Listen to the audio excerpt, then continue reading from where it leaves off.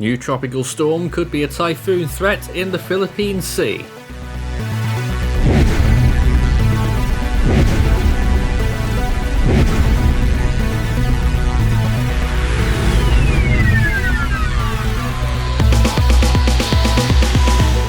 Tropical storm 3W in the Philippine Sea, halfway between Guam and the Philippine Islands, 13.9 degrees north, 135 degrees east, gradually moving slowly northwards at the moment, and we expect that a relative trend northwestward will continue before a gradual recurvature. At 8 p.m. Philippine time this June the 6th, it had winds of 40 miles per hour and a pressure of 1,000 millibars. Moving at around 6 miles per hour, that's 10 kilometers per hour, as you can see on our graphics. The storm looking okay right now. Convection a little bit on the light side, but rotation has been increasing, and this system does have potentially a significant future. Here it is right now. Wind quadrants probably only on the northern side right now. The southern side will start to establish itself later on.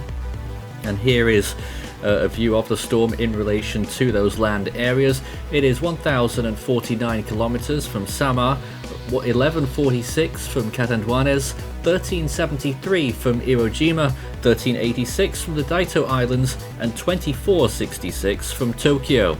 It could go on to affect those Japanese islands as a significant tropical cyclone. If not, it may even still enhance the rainfall that's already occurring over Japan right now. I think that is pretty much a certainty at this point. As to how strong this might get, that's a big question mark right now, but we're expecting to have enhanced rainfall across southern and central Japan, which could lead to prolonged flooding issues over wide areas. Rainfall of up to 300 millimeters expected along the southern coast of Honshu, which we'll take a look at shortly on the rain charts. So it's mainly the southern coastlines there that we are very concerned about for rainfall, as well as a potential for another storm surge, much like what we saw with Mawar. So here's the expectation over the next 5 to 7 days then. The storm will gradually increase in size and intensity and will even out a little bit there towards the end of the week, and then we'll start to get pulled northeastwards quite rapidly in the end by the time we get to the weekend into early next week. The storm could go faster than what's indicated here on this forecast track, so by Monday it could well be passing it closest to Tokyo. 40 mile per hour right now is indicated by our team's analysis and satellite views, although the JMA and JTWC a little bit lower than that right now. They'll probably go for tropical storm status later on.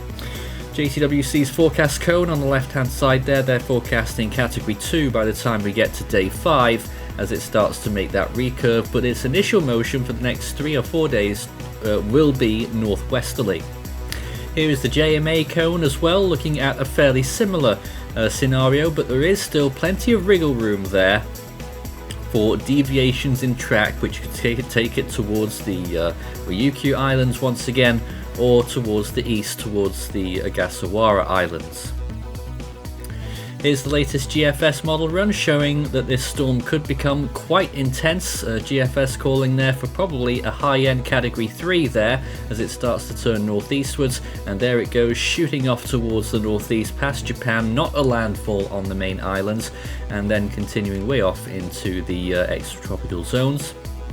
But regardless of landfall or not, even though those winds may not be fully felt on the main islands of Japan, we are once again concerned about rainfall, of course, difficult sea conditions, dangerous out there as well, and obviously the potential for storm surge.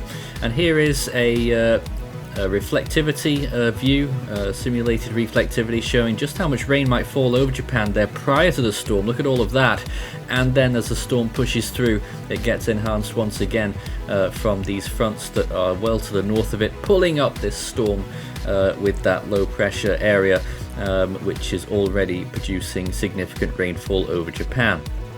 The storm itself looks like it will have a decent eye, and it will not be with us for that long. It will probably only be at its prime for a day or two, whilst it's reaching that peak intensity, making that turn towards the northeast. Rainfall expectations then throughout the whole basin look like this, and you can see near the centre of the storm, of course, there will be high amounts of rainfall, but there's no land areas under that, so that's some good news. It'll be well over 30 inches in that zone.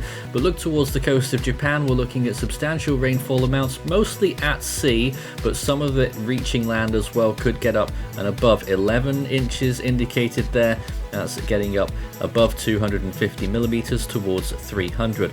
5 inches there on Kyushu and 2 inches indicated there in Guam. And also on the Ogasawara Islands and Iwo probably around 2 inches there as well. That's 50 millimeters.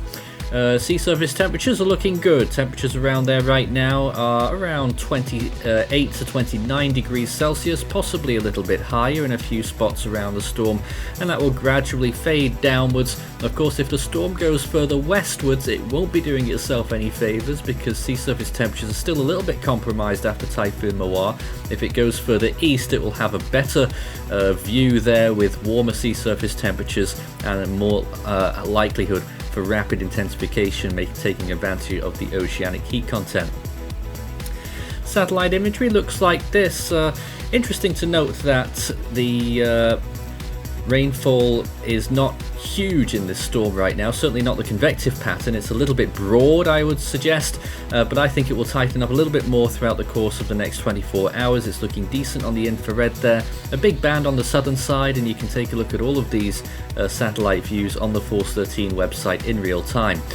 So of course it's on the right hand side of this portrait here, gradual movement towards the northwestwards, northwesterly, and not much of an eye wall there yet, but you can clearly see the center of the storm there, the rotation where it's centralizing on. And here is some more imagery here and radar imagery across Japan, which is showing quite a lot of rainfall, not to do with the storm yet, but it will be on the way and could compound rainfall impacts over there on the Japanese islands.